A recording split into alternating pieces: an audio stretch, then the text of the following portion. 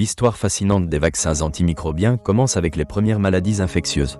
Ces infections ont façonné les sociétés humaines et chaque épidémie a conduit à des efforts collectifs pour trouver des solutions. La découverte des microbes en tant qu'agents pathogènes a changé la donne. Au XIXe siècle, des scientifiques comme Louis Pasteur et Robert Koch ont établi les bases scientifiques pour comprendre et contrer ces menaces.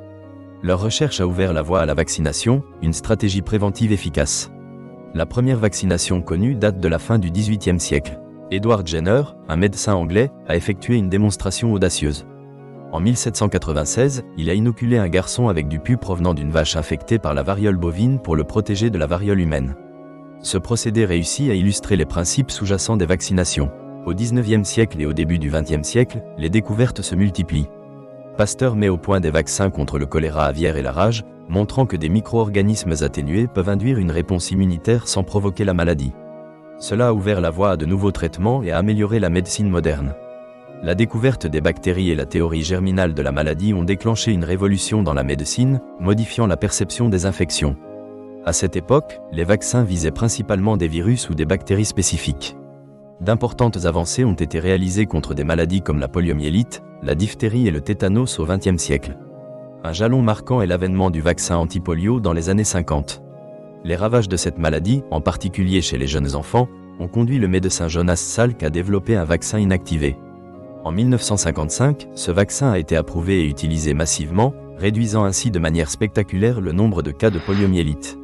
Le développement des vaccins a continué à progresser dans les années 1980 et 1990.